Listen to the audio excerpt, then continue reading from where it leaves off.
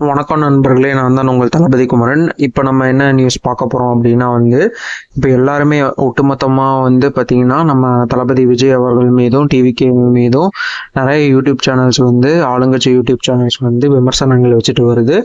ரொம்ப தரக்குறைவாக நம்ம தளபதி விஜயை பற்றி பேசுறது மட்டும் இல்லாமல் டிவிகே சார்ந்த கட்சியினர், பெண்கள், ஆண்கள்னு பாரபட்சமே பார்க்காம எல்லாத்தையும் ரொம்ப தரக்குறைவாக பேச ஆரம்பிச்சிட்டாங்க.